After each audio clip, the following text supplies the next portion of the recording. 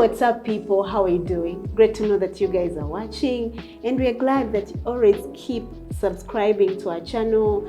You give us your comments. We are very grateful. Keep them coming. The feedback is very, very much important for us. My name is Judy Mirona. This is Destiny Connection, where I bring you up to speed what's happening in entertainment industry here in Uganda. On set, I'm not alone. I'm with Josh Divine. How are you, Joshua? I'm good. How are you doing? Mirona. I'm fine. Joyce. Si bibi nnyo. Si bibi. Naye ate era si bibi awo tubyeyagaza. Ebiri wabakama baffe. Yeah. Take us through now. Anyways, amanya gange nze Divine Joshua ngero of course tuba tukomyewo ne Destiny Connect. Nga tuliko bakama baffe Destiny Productions bakafulumu kola ebirungi mu production. Yogera mu video, yogera mu audio, baina live band, baina PS system, oyagala PS system, oyagala studio photography, berna babikolera dala bulungi nnyo. Oyagala byuma bya acquiringa, cameras ennungi, yogera ku cameras nga Blackmagic 6K, 4K, zonna bazirina ennungi ennyo ddala. Bakola video editing, oyina ekintu kyo kyoyagala baku editingire, oyina mukolo gwo, oyina kyogere kyonna nga kyaku editingibwa, babikolera ddala bulungi nnyo. Ng'ovudde ku ekyo balina nekitwandiise School of Music, Destiny School of Music, bayigiriza ddala abaana saako n'abantu abakulu.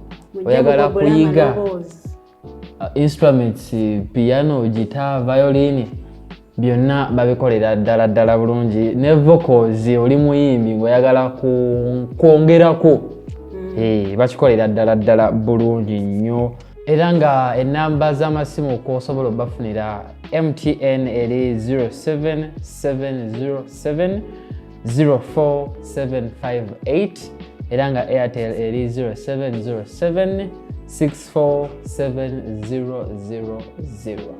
Osobola obbasanga ku mitimbagano gyonna: TikTok, Instagram, X, Twitter, byonna obasangira ddala bulungi nnyo. Thank you so much, Josh. Yeah. Kakati naye tuli mu peak season. Yes. So gwe kyolina okukola dduka mangu ojje ekisaasi ofune services ezo zonna balina emikolo, abalina obubaga obw'enjawulo, birthday parties, na buli kimu jangu otulabe ojja funa services ennungi ku kasente akatonotono. Today we want to drill a little bit in music, and we want to ask the impact. Twagala kulaba what are some of the impacts of politics to music. They can be positive, they can be negative, but we want to find out the impact. You know, people have always been saying, please stop your politics, don't bring it in music, don't bring your politics in our music. Some it has already in fact impacted on us in a negative way, and others are happy because it kind of impacted on them on a positive note. Most of the people that have shown their political affiliations, that have come out boldly and publicly to show which party they do support, some of them have gained a bigger number of audience. Yes, and others it has really impacted on them negatively. So let's try to find out the impacts of politics to music. By the way, onsonga nkulu nnyo wano ddala wano ewaffe Uganda, ojja kwesanga nga actually to date wetwogerera nga politics ayingidde nnyo industry yaffe ey'enguliko wano e Uganda. Newesanga nga maybe eriko effects maybe ezizireese gye njotandikira nti kivudde ku ki. Yes, tukirabye nti weekiri ate kiyingidde kiridde abantu bangi, naye kisinze kuva ku ki? Ndowooza kwe tujja otandikira. And nze nja kugamba nti twesanga kuba music atandikira ddala kuba creators abamuteekawo ne bacreating aba creatives, then n'atuuka eri ffe ba consumers maybe. Naye ojja kwesanga nga ku politics lwaki abayingira mu music nti abayimbi baffe ojja kwesanga ng'eri mu politics ate ayinza okuba afunayo ketwandiyisa akawogo kaatafuna mu music direct n'agamba lwaki songeramu ebirungo nensobola okuba nga obulamu bwange mbutambuza. Maybe the reason as to why I do support you, it's because everyone starts up a career because they want to earn a living out of it.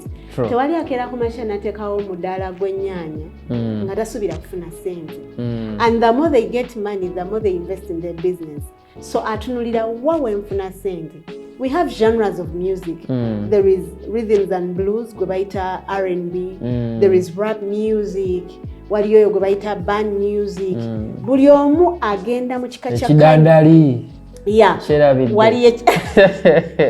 Waliyo ekidandali kyaffe kino ekyaba Alien, Bafik Gaza.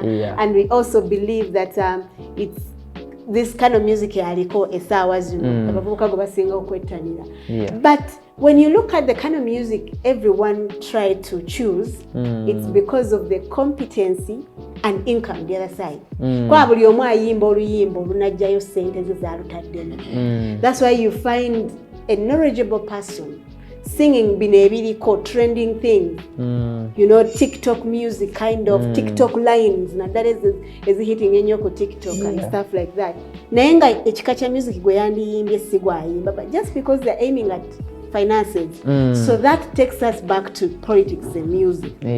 If a musician thinks that if I sing a song in a way nga lupraisinga lwogera ku birungi government byekoledde eggwanga oba the NRM party, the ruling party byekoledde eggwanga, I'm kind of trying to influence and picking, or I want the other audience, aba NRM, the president, the big wings to look at me, and probably the next thing is going to be we want to invest in that kind of person. We want that person to come and sing on our events. Oba otagetinze bulungi. You might not be affiliated to that party. Kyekisinga obukulu, and people judge them differently.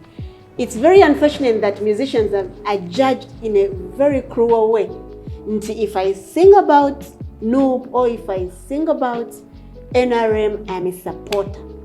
They don't know that they are money makers. They make money out of the music, so they will sing about where they think money will be, and they'll get that money, of course. Kubanga, that was the aim, even at the beginning. So it supports your argument that they mainly focus onto finances. Yewali sente. Era omuntu ajja kuyimba ennyimba za politics nijjukira oluyimba lwa Ronald Mayinja. I don't know, we miss Ronald Mayinja of way back. Just because, I don't know, maybe music was sided to, you know, ngakuba patengu. But you remember those songs, Africa, tewali ayamba. You know, ensiba gitunda, kind of, ngebiriko politics, kind of sway, and it pushes him to sing about particular things that are taking place at the current time. Yes.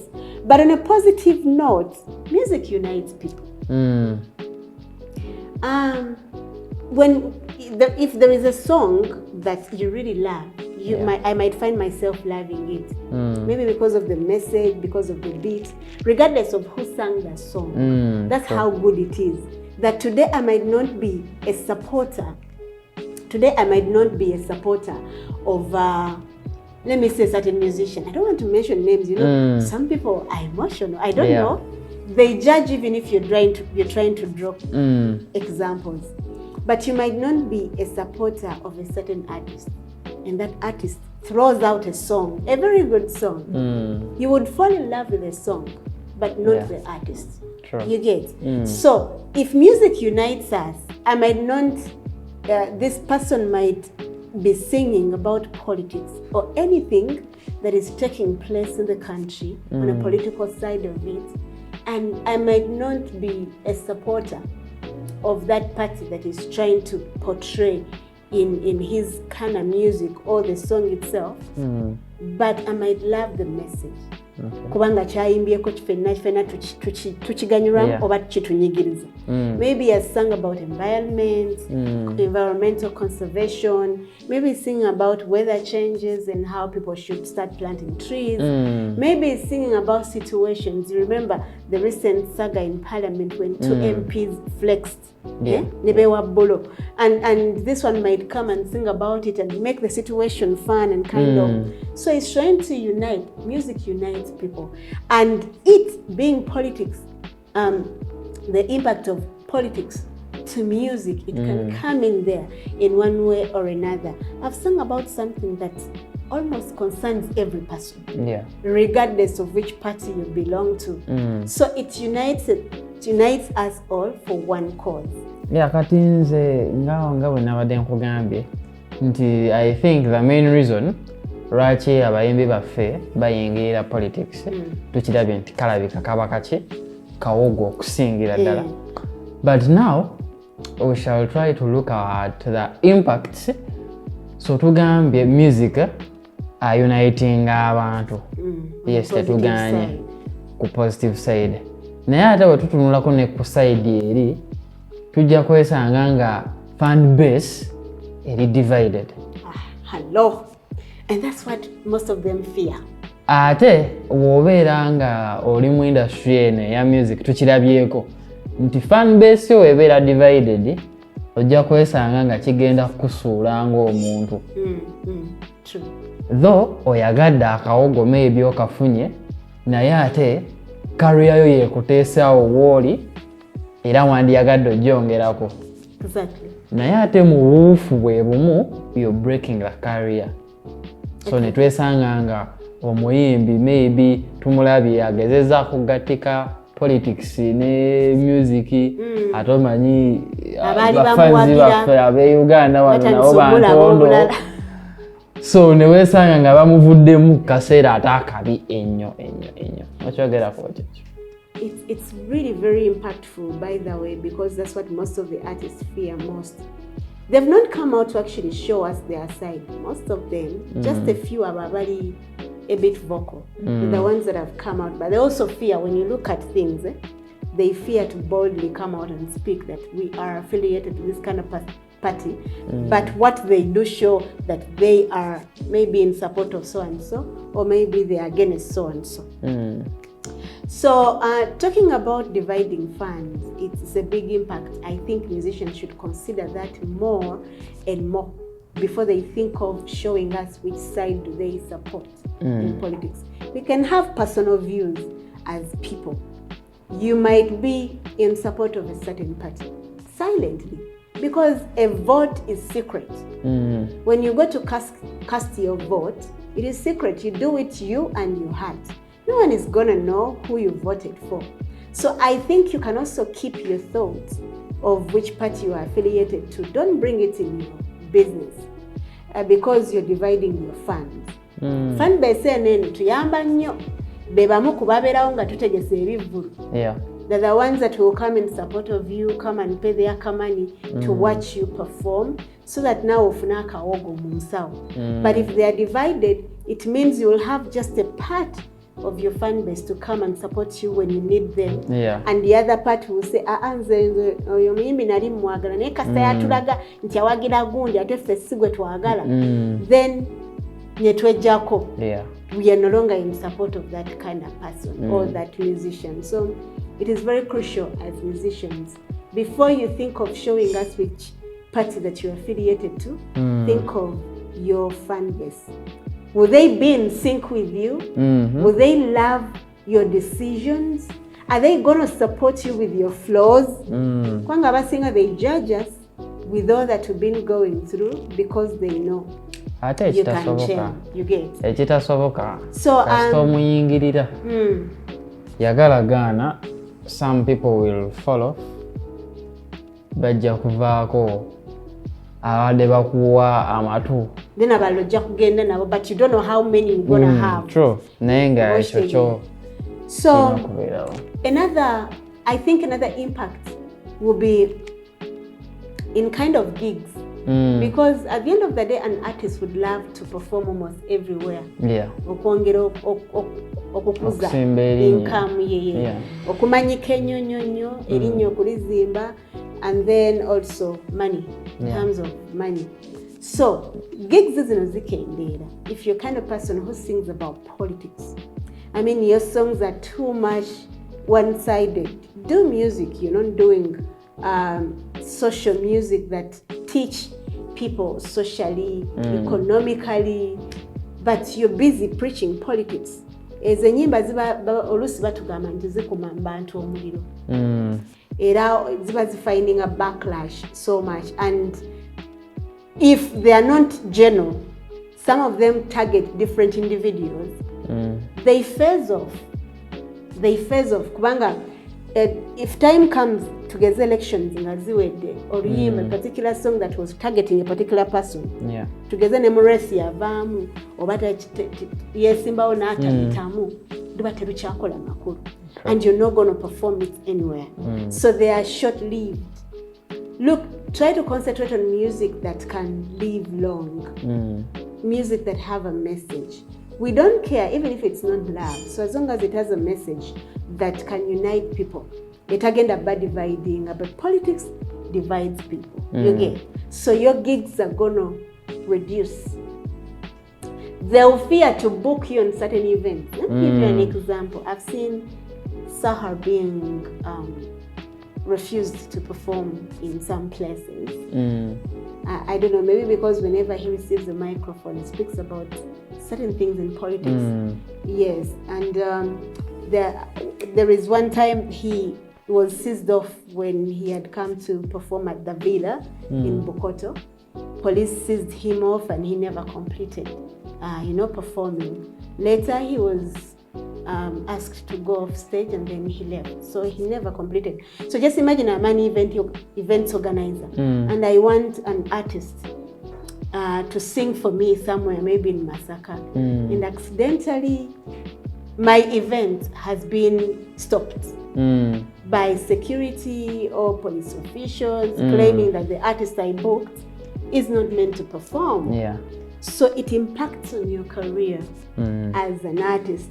And it also affects the events organizers, those that are going to organize you, meaning they're going to stop booking for you, and you're going to stay there because at the end of the day you're doing music for income. Yes.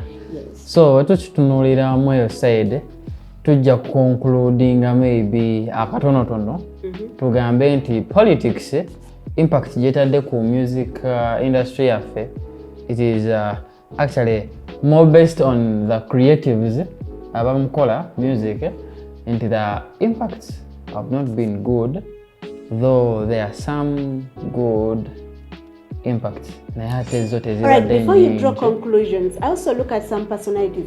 There are some personalities here. There are people that have different character. Your character is very different in person as you, that you're not merely changed by music. Tebikulia yenjogera yenaku zino. Either so and so sang about what, either it affects you or not. There's a way you're not moved. You stay yourself. So not everyone get moved by those songs about politics. You do not guarantee the kind of people you're going to change. So your message is likely to hang somewhere in air. It does not reach the people that you want it to reach to, and those that have received the message do not consume it in a way that you want them to. Because if I sing about certain things in politics, I want people to consume and then act. And then act. And something like that. I want people to react to my message.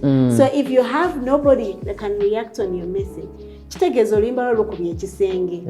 so it's not a guarantee that your music is going to reach out to the people you're targeting. You're bound to face barriers like people that cannot be easily moved because of a song itself. And also another impact might be that your music might find a backlash of where it's gonna play.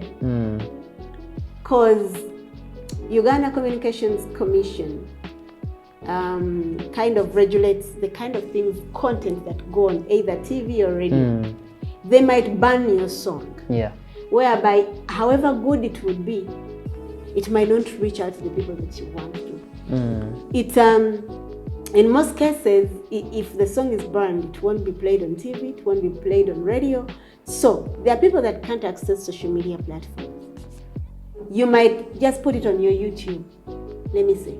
And there's just a small group of people that can access the song, listen to it, but they can't do much about it, and you yourself, the artist.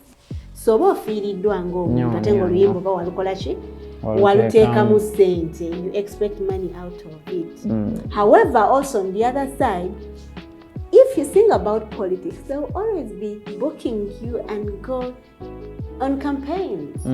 But your finances, income will be seasonal, only when campaigns are there. So if we have no campaigns, what are you going to do in the period of 5 years? Because Uganda takes 5 years to vote again. So that is another big impact of our politics and music. Yeah. So as we draw conclusions, what are your last remarks about our topic and how artists should behave or what they're going to do? Akasembayo kange nze kennandibadde nkuutira both the creatives and the consumers nti tuleme nnyo tabika bintu bya politics na nguliko yaffe. Nze ku side yange nja kigaana because I've seen nti kireeta obutabanguko bungi endongo yaffe ntadinyumirwa nga bwe twandikoze eki bwe twandijunyumiddwa. Omuntu yandibadde aleeta akapya mu side yaffe eri gye tunyumirwa ojja kwesanga nga obuboda butadde nnyo mu ate okulaba nga sindika enjiri eya politics eri abantu newesanga ate nga si ba consumers bonna they are involved in politics bo baagala kunyumirwa ki ndongo. So let's focus on the entertainment bit of it. Politics tumulekere ba politicians. All right, thank you, Josh. Yeah. However, I want to deter from you just a little bit. Joshua talks about you artists to typically leave politics, let politics stay the other side and concentrate on music. But as us consumers, we know tubeera tulina ebintu ebitunyiga nga ffe abantu. We have public figures that can be a voice for the voiceless. So we expect that whatever that we're going through as consumers, citizens of Uganda or any other country, we have representative public figures that have big following. We expect you to talk about it in any way. For us, we don't care. It could be music, could be either use your social media platforms and post something about it. But if you go silent, we think that there is no reason for us to support you. That also comes in that way. It's because you've not represented us. So we are the people that support you when you have a concert. So we might draw away from you because you've not come out to represent your fans well. So we believe you can do music and politics, but how? How are you going to do it? You need to be very careful. You might not mention names in your music. You can talk about situations. You can talk about happenings. Talk about weather. There are so many ways you can preach out to the people out there, but also talk about the social life that people are going through. So I think that's the only way you can have loyal fans. It's because you care about them. I've seen artists that normally come out and speak about certain things that have happened in the country. They receive this kind of love from people, from audience. There's a way they praise them, even if there are those that don't like it, but most of them are going to praise them, keep praising them, appreciating them, and promise them when they have a concert, they'll be the first people to be there. So it's a two-way thing. And I think politics cannot be dragged out of music. It can be dealt with how you just have to be smart when you are just in politics. I just don't want them to show us their party affiliations, but they can preach the gospel of politics. Thank you so much for watching. My name is Judy Mirona and it has been the Destiny Connect. Yeah. And of course, it's Divine Joshua Gemanya. Ngera tubeera powered by Destiny Productions. Akenjawulo okuva mu Destiny School of Music bakugamba balinawo special holiday makers program y'abaana. Olina omwana wo ali interested mu kivuga kyonna. Wengamba ekivuga I mean musical instruments, be it piano, violin, guitar, trumpet, drums oba ze muyita jazz, vocals bakugamba aba booking nabo kati ate nga holiday mpanvu. Yeah, holiday mpanvu. Omwana we agenda okuva mu holiday nga afunye ekyayize nga tayenjedde ku kyalo kutawaanya ba neighbor, naye holiday n'agifuula nga eri profitable gyali ne gy'oli nga gwe omuzadde.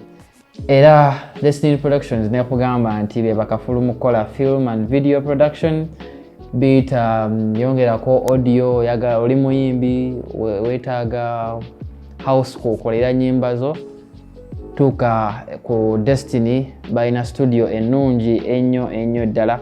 Tebakoma okwo, balina ne PA system ennene obulungi ennyo emalayo omukolo gwo, emalayo event yo, emalayo kyonna ky'oba otegese nga kyetaaga sound. Bagamba batuukirire oba ojja kuba obafunira ddala bulungi nnyo. Balina video equipment hire, oyina session gy'oyagala okukwata weetaaga cameras ennungi ennyo, batuukirire bajja bakupangisa cameras ennungi ennyo. Balina live band, oyina kifo kyetaagako live band, event yetaagako live band, baalayo yetaagako live band, batuukirire bajja bakimalira ddala bulungi nnyo. And that is a wrap of Destiny Connect. See you then. Bye.